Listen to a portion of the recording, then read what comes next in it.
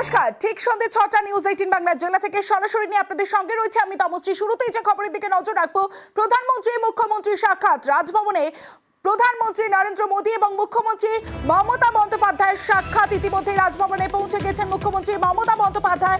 প্রধানমন্ত্রীর সঙ্গে সাক্ষাৎ, প্রধানমন্ত্রী মুখ্যমন্ত্রী সাক্ষাৎ। সরাসরি চলে যাব, আবির ঘোষাল রয়েছে আমার সঙ্গে, আবিরের সঙ্গে কথা বলবো। আবির, বঞ্চনা নিয়ে সরব তৃণমূল, অন্যদিকে প্রধানমন্ত্রী নরেন্দ্র মোদী তিনি আজকে জানিয়ে দিয়েছেন যে দুর্নীতির জন্যই বরাদ্দ বন্ধ।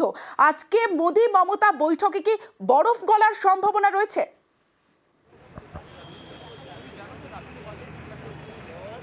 দেখো, 20শে ডিসেম্বর 2023 দিল্লিতে সাংসদদেরকে সঙ্গে নিয়ে গিয়ে মুখ্যমন্ত্রী মমতা বন্দ্যোপাধ্যায় প্রধানমন্ত্রী নরেন্দ্র মোদীর কাছে কোন কোন প্রকল্পগুলোতে অর্থ বকেয়া রয়েছে এবং যে বকেয়ার বিষয়ে তৃণমূল কংগ্রেসের বরাবরের বক্তব্য ছিল, রাজ্য প্রশাসনের বরাবরের বক্তব্য ছিল যে 157টির কাছাকাছি কেন্দ্রীয় দল এসেছে, সেই কেন্দ্রীয় দলের তরফ থেকেও কোনো রিপোর্ট দেওয়া হয়নি, তাহলে কিসের ভিত্তিতে তাদেরকে অর্থ আটকে রাখা হচ্ছে।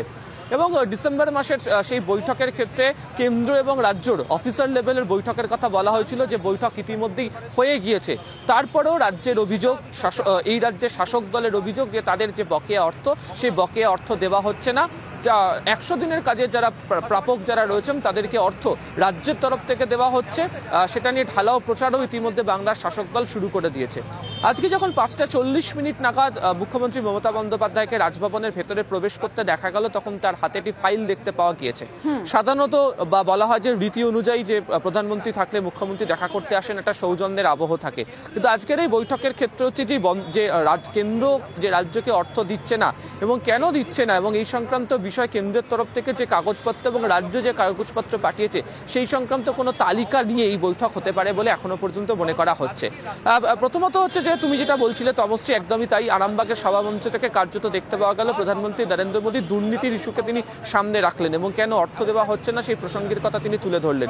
তৃণমূলের বক্তব্যের যে জায়গা স্পষ্ট, সেখানে হচ্ছে যে এতগুলো যদি কেন্দ্রীয় দলই আসে, তারা যে রিপোর্ট পাঠিয়েছে সেই রিপোর্টের কোথাও তো এর কোনো উল্লেখ নেই, তাহলে যে অর্থ না দেওয়ার যে প্রসঙ্গ, সেটাকে তারাও কার্যত রাজনৈতিকভাবে মোকাবিলা করার চেষ্টা করছেন বা করার কাজ শুরু করেছেন। ফলে সেক্ষেত্রে দাঁড়িয়ে 20শে ডিসেম্বর 2023 পর আজকে যে বৈঠক হতে চলেছে, সেই বৈঠকের ক্ষেত্রে রাজ্যের তরফ থেকে কি ব্যবস্থা নেওয়া হচ্ছে এবং কেন্দ্র কবে অর্থ দেবে সেই বিষয়টা চূড়ান্ত বক্তব্যের লাইন হয়তো তিনি পেতে চাইছেন। ফলে সেদিক থেকে দেখতে গেলে বৈঠক গুরুত্বপূর্ণ।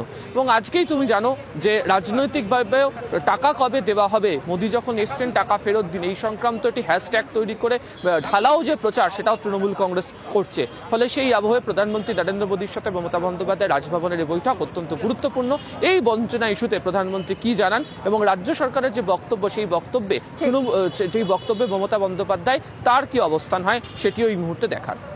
বেশ আবির।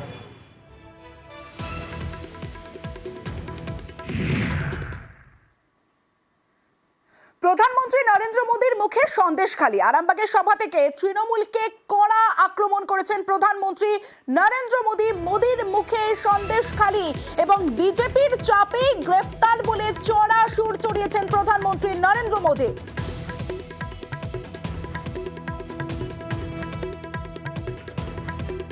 बंगाल की स्थिति भी आज पूरा देश देख रहा है। मां, माटी, मानुष, ये इसके ढोल पिटने वाली टीएमसी ने संदेश खाली की बहनों के साथ जो किया है, वो देखकर पूरा देश दुखी है, आक्रोशित है। संदेश खाली में जो किया, राजा राममोहन राय, उनकी आत्मा आज रोती होगी। जब संदेश खाली की बहनों ने अपनी आवाज बुलंद की, ममता दीदी से मदद मांगी, उन्हें बदले में क्या मिला? मुख्यमंत्री दीदी ने टीएमसी के नेता को बचाने के लिए जो भी कर सकते थे पूरी शक्ति लगा दी। बीजेपी के दबाव में इन सारे नेताओं ने रात दिन लड़ाई लड़ी, माताओं बहनों के सम्मान के लिए लड़ाई लड़ी, लाठियां खाई, मुसीबतें झेली। बीजेपी के दबाव में आखिरकार कल बंगाल पुलिस ने आपकी ताकत के सामने झुक करके उस आरोपी को गिरफ्तार करना पड़ा है। टीएमसी का ये अपराधी नेता करीब करीब 2 महीने तक फरार रहा।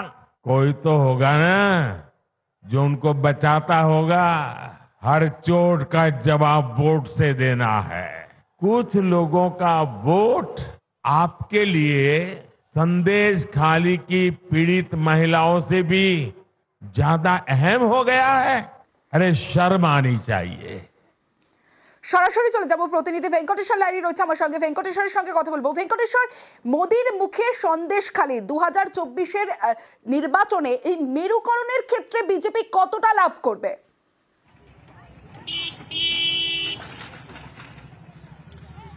দেখো, বিজেপি কতটা লাভ করবে তার উত্তর দেবে সময়। কিন্তু রাজনৈতিক পর্যবেক্ষকদের একাংশ যারা মনে করছেন যে সন্দেশখালী ইস্যুটাকে একেবারে লোকসভা পর্যন্ত জিয়ে রাখতে চাইছে গেরুয়া শিবির।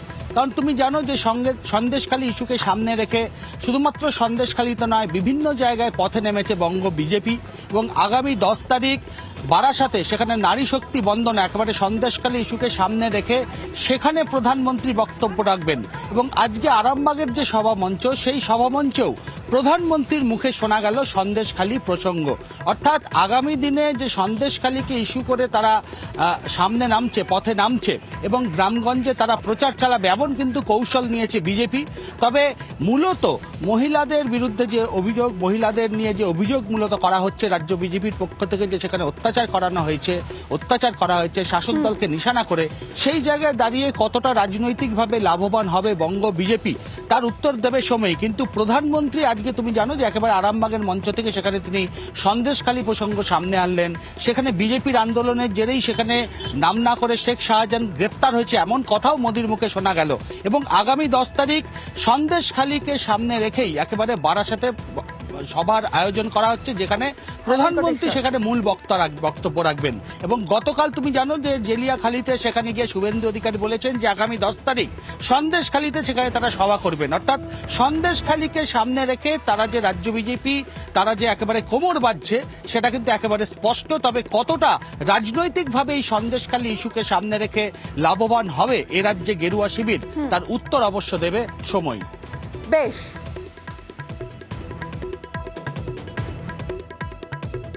সন্দেশখালীতে যা হয়েছে একটা সুপরিকল্পিত চিত্রনাট্য। তা সেই চিত্রনাট্যের পরিচালক এবং প্রযোজক যদি নিজে মঞ্চে আসেন, তাহলে তাকে তো চিত্রনাট্য নিয়ে কিছু বলতেই হবে। যে যাদের বিরুদ্ধে অভিযোগ হয়েছে, তৃণমূল কংগ্রেস পরিচালিত সরকার শিবু হাজরা, উত্তম সর্দার, শেখ শাহজাহানকে পর্যন্ত অ্যারেস্ট করতে পারে। কিন্তু নরেন্দ্র মোদীকে আমার প্রশ্ন, আপনি যে রাজ্যে থাকেন সেই গুজরাটের মন্ত্রিসভার সদস্য অর্জুন সিং, তার বিরুদ্ধে আপনার দলেরই প্রাক্তন পঞ্চায়েত প্রধানা বারংবার আটকে রেখে ধর্ষণের অভিযোগ করেছে। আপনাদের হিম্মত হয়েছে তাকে মন্ত্রিসভা থেকে সরানো। আপনি বিজেপির প্রধানমন্ত্রী, আপনি সারা ভারতবর্ষের প্রধানমন্ত্রী নন।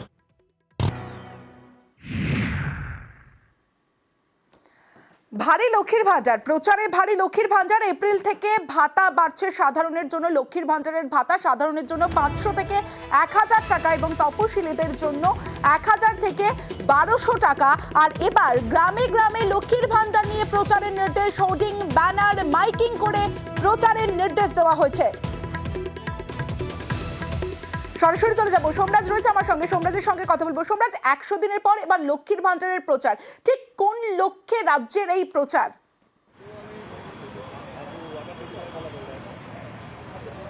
দেখো, অবশ্যই লোকসভা নির্বাচনকে সামনে রেখে রাজ্যের শাসক দল লক্ষ্মীর ভাণ্ডারকে অন্যতম হাতিয়ার করবে, তাতে কোনো সন্দেহ নেই। আর সেই লক্ষ্মীর ভাণ্ডারকে সামনে রেখেই রাজ্য সরকারের তরফে প্রচারের কৌশল বলে দেওয়া হলো বিভিন্ন জেলাগুলিকে। লক্ষ্মীর ভাণ্ডারের ভাতা যা আগামী মাস থেকে অর্থাৎ এপ্রিলের 1 তারিখ থেকেই বিভিন্ন মহিলারা ব্যাংক অ্যাকাউন্টে বাড়তি ভাতা পাবেন। অর্থাৎ যারা এতদিন 500 টাকা পেতেন তারা এপ্রিল মাসের 1 তারিখ থেকে পাবেন 1000 টাকা, আর যারা 1000 টাকা পেতেন তারা পেতেন 1200 টাকা। কিন্তু এই যে রাজ্য সরকার লক্ষ্মীর ভাণ্ডারের ভাতা বাড়িয়েছে, তার প্রচার কিভাবে হবে, সেই প্রচার কর্মসূচির জন্যই রাজ্য সরকারের তরফে একাধিক গাইডলাইন বিভিন্ন জেলাগুলিকে দেওয়া হয়েছে বলে সূত্র মারফত খবর। সেখানে বলা হয়েছে প্রথমত বিভিন্ন জায়গায় ব্যানার, হোর্ডিং, ফ্লেক্স লাগাতে হবে এবং লক্ষ্মীর ভাণ্ডারের ভাতা যে বাড়ানো হয়েছে সেটা উল্লেখ করতে হবে। শুধু তাই নয়, বছরে প্রত্যেক বছরে মহিলারা কত টাকা করে পাবেন। যারা 1000 টাকা করে পাবেন তারা বছরে কত টাকা পাবেন, যারা 1200 টাকা করে পাবেন তারা বছরে কত টাকা করে পাবেন, সেটাও উল্লেখ করে দেওয়া হয়েছে। বিভিন্ন ব্যানার, হোর্ডিং, ফ্লেক্সে কি ব্যবহার করতে হবে, কি লিখতে হবে। পাশাপাশি রাজ্য সরকারের তরফে বিভিন্ন অডিও ক্লিপিং এবং ভিডিও ক্লিপিং দিয়ে দেওয়া হয়েছে, যেগুলি পরীক্ষা শেষ হলেই মাইকে মাইকে করে গ্রাম পঞ্চায়েত ধরে ধরে প্রচার করতে হবে। অর্থাৎ এই যে রাজ্য সরকার লক্ষ্মীর ভাণ্ডারের ভাতা বাড়িয়েছে, সেই জন্য একটা 1.5 মিনিটের অডিও ক্লিপ দিয়ে দেওয়া হয়েছে। যেই অডিও ক্লিপটি বিভিন্ন গ্রামে গ্রামে প্রচার করতে হবে, মাইকের মাধ্যমে প্রচার করতে হবে। পাশাপাশি একটি 2.5 মিনিটের ভিডিও ক্লিপও দিয়ে দেওয়া হয়েছে, যে ভিডিও ক্লিপটি বিভিন্ন জায়গায়, অর্থাৎ যে নির্দিষ্ট যে প্রমিনেন্ট এরিয়া, সেই জায়গাগুলিতে ভিডিও ক্লিপগুলি ব্যবহার করতে হবে। অর্থাৎ রাজ্য সরকারের তরফে যে ভাতা বাড়ানো হয়েছে সেটা সাধারণ মানুষকে কি কি উপায় জানানো হবে, তার জন্যই এই প্রচার কৌশল ঠিক করে দিল নবান্ন বলেই সূত্র মারফত খবর। বেশ,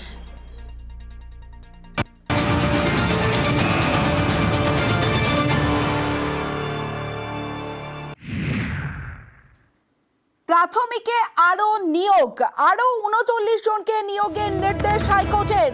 22-এর প্যানেলের প্রকাশ করে নিয়োগের নির্দেশ। আরো বিস্তারিত বলবে অর্ণব হাজরা, রয়েছে আমার সঙ্গে। অর্ণব, যেহেতু সাম্প্রতিক সময় প্রাথমিক শিক্ষা পর্ষদে নেওয়া বিভিন্ন নিয়োগ প্রক্রিয়ার মধ্যে এটা একটা অন্যতম নিয়োগ প্রক্রিয়া, যেখানে তৃতীয় বা আলাদা করে প্যানেল তৈরি করার কথা বললো কলকাতা হাইকোর্ট। এবং প্রাথমিক শিক্ষক নিয়োগ 2022-এর যে প্রক্রিয়া, সেই প্রক্রিয়ায় 39 জন এরকম পরীক্ষার্থী রয়েছেন যাদের বিএড এবং ডিএলএড উভয় ডিগ্রি ছিল, কিন্তু বিএড ডিগ্রি প্রাথমিক শিক্ষক হতে পারবেন না, সুপ্রিম কোর্টের একটা নির্দেশ। সেই নির্দেশের পর যেহেতু ডিএলএড রয়েছে, এই পরীক্ষার্থীদের ক্ষেত্রে ডিএলএড থেকে গ্রাহ্য করেনি পর্ষদ, কারণ তাদের অ্যাপ্লিকেশন ফর্মে ছিল বিএড। এই জায়গায় প্রাথমিক শিক্ষা পর্ষদকে আজ যেহেতু রাজ্য শিক্ষা মন্ত্রী নির্দেশ দিয়েছেন, তাদের যে ডিএলএড ডিগ্রি রয়েছে সেটাকে মান্যতার যে সমস্ত নিয়োগ প্রক্রিয়া কনসিডার করার কথা। এবং এক্ষেত্রে 39 জনের মতো পরীক্ষার্থী অপরাধ রয়েছে, যাদের এই নিয়োগ প্রক্রিয়া নতুন করে প্রয়োজন হলে প্যানেল প্রকাশ করে তাদের নিয়োগ প্রক্রিয়া অন্তর্ভুক্ত করার কথা নির্দেশে বলেছেন বিচারপতি রাজশেখর মান্তা। সব মিলে এটা তৃতীয়বার হচ্ছে একটা নিয়োগ প্রক্রিয়া, তৃতীয়বার একটা প্যানেল প্রকাশ কলকাতা হাইকোর্টের নির্দেশে। বেশ অর্ণব।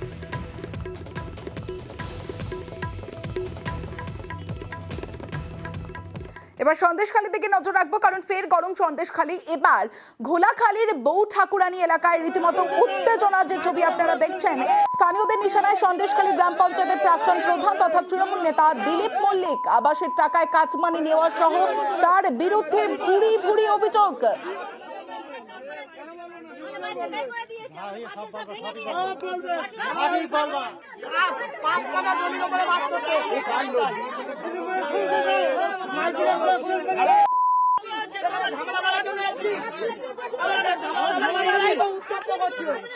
দিলীপ মল্লিক সন্দেশখালী অঞ্চলে প্রাক্তন প্রধান, তিনি তখন প্রধান ছিলেন। আমার 9 বিঘে জমি কেড়ে নিয়েছে জোর করবো, আমাদের ফুটপাত করে দিয়েছে।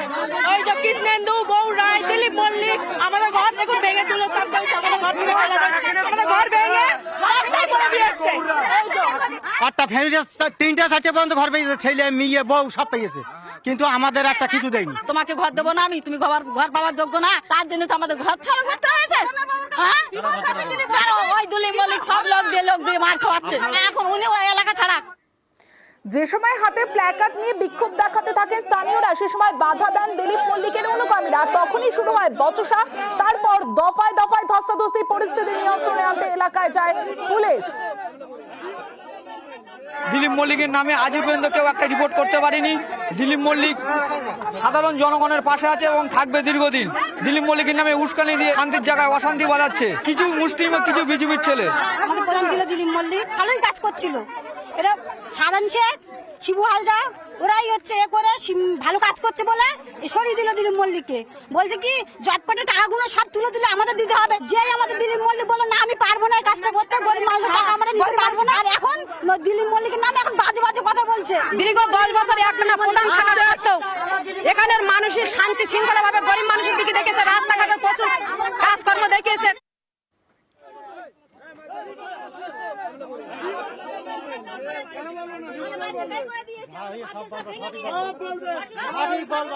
মমতা ব্যানার্জি সরকার কোনোদিন মা বোনদের উপর কোনো অত্যাচারকারীকে কোনোদিন রেয়াত করেন। সন্দেশখালীর 16টা অঞ্চলের মধ্যে সমস্ত অঞ্চল ক্রমশ স্বাভাবিক হয়ে যাচ্ছে, কিন্তু এই স্বাভাবিক অবস্থা তো মানতে পারছে না বিরোধী দল। তারা ভাবছে যে করে হোক এই গন্ডগোলটাকে জিয়ে রাখতে হবে। তারা নিত্য নতুন কৌশল অবলম্বন করে সন্দেশখালীকে অশান্ত রাখার চেষ্টা করছে। আমি আশা করব মা বোনেদের সম্মানকে নিয়ে ভারতীয় জনতা পার্টির নেতারা এবং সিপিএম এর নেতারা দয়া করে ছেলে খেলা করবেন না। মা বোনেদের যে সম্মান বাংলার বুকে আছে সেটাকে অক্ষুণ্ণ রাখতে হবে। তৃণমূল নেতা বিজন দাস খুনে উত্তপ্ত গুমা। এবার সেই ছবি দেখাবো। 5 দিন পরও অধরা অভিযুক্তরা অগ্নিগর্ভ পরিস্থিতি গুমাতে। অভিযুক্তের বাড়িতে হামলা, ভাঙচুর, রাস্তায় আগুন জ্বালিয়ে অবরোধ, বিক্ষোভ, এলাকায় গিয়ে ক্ষোভের মুখে পড়ে পুলিশও। যে ছবি আপনারা দেখছেন, বিজন দাস খুনে ব্যবহৃত আগ্নেয়াস্ত্র উদ্ধার হয়েছে, কিন্তু 5 দিন পরও এখনো পর্যন্ত মূল অভিযুক্তকে গ্রেফতার করা হয়নি। এখনো অধরা মূল অভিযুক্ত। আর এই কারণেই দফায় দফায় উত্তপ্ত হয়ে ওঠে গুমা। রাস্তায় আগুন জ্বালিয়ে অবরোধ, বিক্ষোভ গ্রামবাসীদের।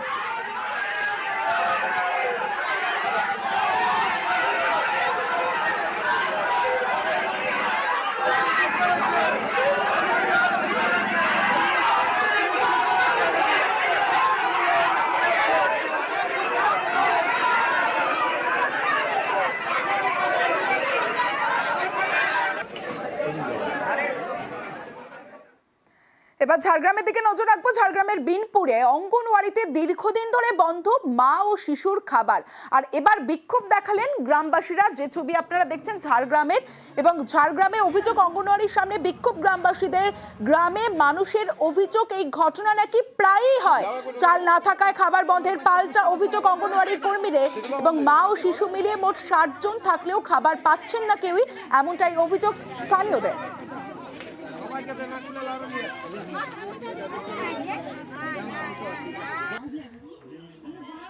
ঝাড়গ্রামের পাশাপাশি কাকদ্বীপের ছবিটা দেখুন।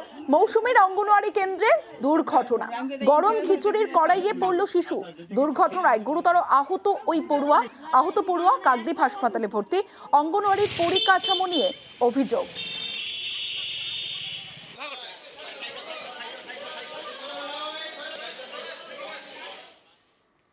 এবার নদিয়ার দিকে নজর রাখবো, কারণ সরকারি জমির গাছ কেটে বিক্রিতে অভিযুক্ত তৃণমূল পঞ্চায়েত সদস্য। চাপড়ার হাতিশালা 2 পঞ্চায়েতের ঘটনা। পঞ্চায়েত সদস্যের বিরুদ্ধে সোচ্চার স্থানীয় তৃণমূল নেতাদের একাংশ।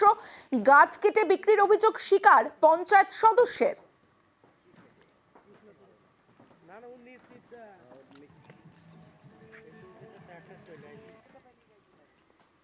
নতুন গ্রামে একটা পঞ্চায়েতের পুকুরের গাছ আছে, সেটা দলবিলে সেই পুকুরের গাছ চুরি হয়ে গেছে।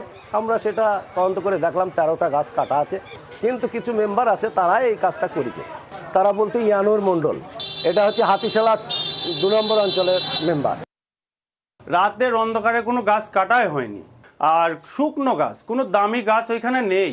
দামি গাছ আগে ছিল, যে সিপিএমের আমলে কেটে শেষ করেছে। কয়েকটা শুকনো গাছ ছিল, সেই গাছটা কাটা হয়েছে, সেটা দিনমানে হয়েছে। আর অনুমতি বলতে আমরা কারোর সাথে অনুমতি নেইনি। আমরা ক্লাবের ছেলেপিলে একটা খেলা ধরেছি, খেলার জন্য আমরা শুকনো গাছ কয়েকটা কেটেছি।